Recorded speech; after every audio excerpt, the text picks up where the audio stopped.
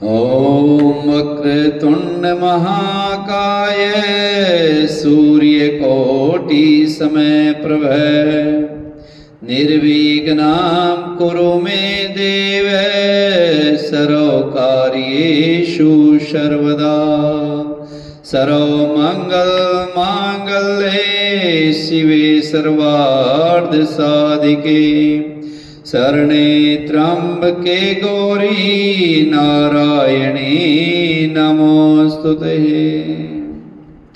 कार्तिक महीना बड़ा शुद्ध और पवित्र है, बड़ा पुण्यदायी है। इसी कार्तिक मास में कार्तिक कृष्ण अष्टमी के दिन अहोई अष्टमी का व्रत किया जाता है। अहोई का व्रत दिन भर करना चाहिए। जिस समय तारामंडल आकाश में उदय हो जाए उस समय वहां पर जल का लोटा रख करके चांदी की स्याऊ या मिट्टी की स्याऊ या फिर खांड की स्याऊ और 2 गुड़िया रख करके मोली नाल में पिरो लेते हैं। तत्पश्चात रोली चावल से ओही माता सहित स्याऊ माता को अर्चे और शिरा आदि का भोग लगा करके पूजन करना चाहिए, कथा सुननी चाहिए।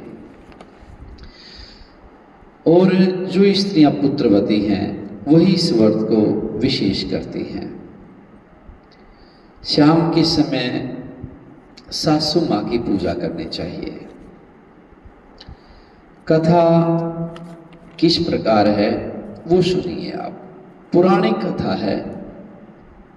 एक साहूकार था जिसके 7 बेटे थे और 7 बहुएं थी तथा एक बेटी थी। बेटी भी अपने पिता के यहाँ आई हुई थी। पहले कार्तिक वदी अष्टमी को 7 बहुएं इकलौती ननद के साथ जंगल में खदान से मिट्टी लेने गई। पहले दिवाली से पहले सारे घर को लीपा जाता था और उसके लिए चिकनी मिट्टी की आवश्यकताएं होती थी। सभी माताएं चिकनी मिट्टी लेकर के आती थी। गाय के गोबर से सारे घर को लीपा जाता था और जहां से वो मिट्टी खोद रही थी वहीं पर स्याऊ माता, जिसको सेहे की मांद जो थी, मिट्टी खोदते समय ननद के हाथ से सेही का एक बच्चा मर गया। स्याऊ माता बड़ी दुखी हुई और खून से जब उसने खुदाली को देखा तो बड़ी दुखी हुई। स्याऊ माता बोली कि अब मैं तेरी कोख को बांधूंगी। तब ननद ने अपनी 7 भाभियों से कहा कि तुम मेरे बदले कोई अपनी एक कोख बंधवा लो। जब सब भाभियों ने अपनी कोख बंधवाने से इनकार कर दिया, परंतु छोटी भाभी सोचने लगी यदि मैं कोख न बांधूंगी तो सासू जी नाराज हो जाएंगे और ननद की सेवा करने से सासू जी प्रसन्न होती हैं, इसमें कोई दोहराई बात नहीं है। ऐसा विचार करके ननद के बदले छोटी भाभी ने अपनी कोख बंधा ली। इसके बाद जब इसके जो भी बच्चा होता तो 7 दिन बाद उसका बच्चा मर जाता। एक दिन साहूकार की स्त्री ने पंडित जी को बुला करके पूछा कि क्या बात है कि मेरी छोटी बहू की संतान 7वें दिन ही क्यों मर जाती है। तब पंडित जी ने कहा कि तुम गाय की पूजा करो और गाय की पूजा करने से वंशवृद्धि रुकती नहीं है। काली गाय स्याहू माता की वायली है, वह इसकी कोख को छोड़े तब तेरा बच्चा जिएगा। इसके बाद से वह बहु प्रातः काल उठ करके चुपचाप काली गाय के नीचे सफाई आदि कर जाती। एक दिन गौ माता बोली कि आजकल कौन मेरी इतनी सेवा कर रहा है, सो आज मैं देखूंगी। गौ माता खूब तड़के जागी तो क्या देखती है कि एक साहूकार के बेटे की बहू उसके नीचे सफाई कर रही है। गौ माता उससे बोली कि तूने किस चीज की इच्छा है जो तू मेरी इतनी सेवा कर रही है, मांग, क्या चीज मांगती है। तब साहूकार की बहू बोली कि शाहू माता तुम्हारी बहन है, उन्होंने मेरी कोख बांधी रखी है, उनसे मेरी कोख खुलवा दो। गौ माता ने कहा अच्छा।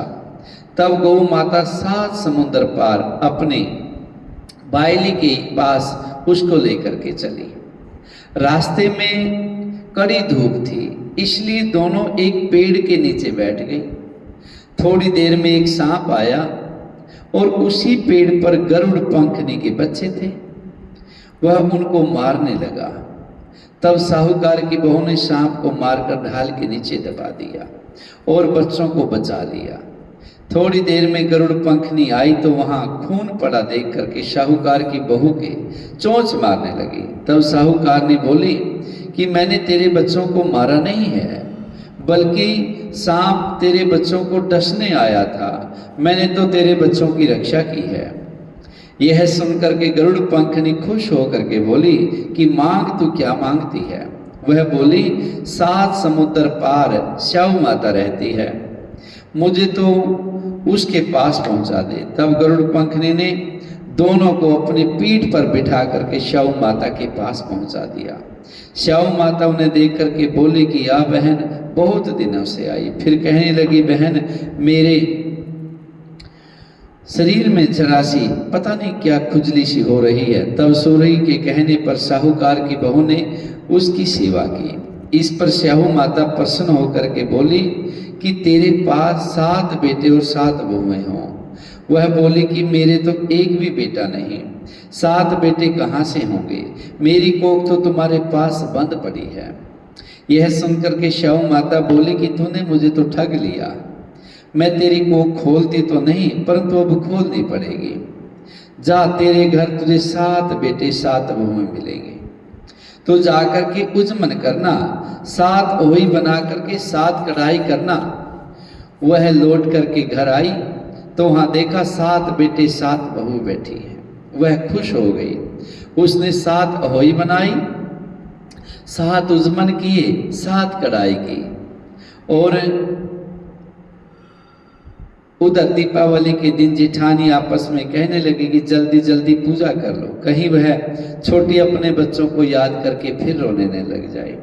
थोड़ी देर में उन्होंने अपने बच्चों से कहा, जाओ अपनी चाची के यहाँ देख करके आओ कि अभी तक वह सोई क्यों नहीं है। बच्चों ने देखा कि वापिस जा करके कहा कि वह तो कुछ मान रही है, कुछ खूब उजमन हो रहा है। यह सुनते ही जेठानियां दौड़ी दौड़ी उसके घर गई। जा करके पूछने लगी कि तूने कोख कैसे छुड़ाई। वह बोली, तुमने तो कोख बंधाई नहीं, सो मैंने ये काम किया। अब स्याऊ माता ने कृपा करके मेरी कोख खोल दी है। स्याऊ माता ने जिस प्रकार उस साहूकार की बहू की कोख खोली, उसी प्रकार इन व्रत करने वाले भक्तों के ऊपर कृपा करना। सबकी हे स्याऊ माता कोख को खोलना, संतान का सुख सब भक्तों को मिले, ऐसी कृपा करना। कहने वालों की तथा हुंकार भरने वालों की परिवार की कोख खोलियो। जय ओही माता। जो श्रद्धा विश्वास से ओही माता का ये व्रत करते हैं, अपने बड़ों का सत्कार करते हैं, मान सम्मान करते हैं, गौ की सेवा करते हैं, संत ब्राह्मणों की सेवा करते हैं, उनको संतान का सुख अवश्य मिलता है। जय अहोई माता, जय अहोई माता।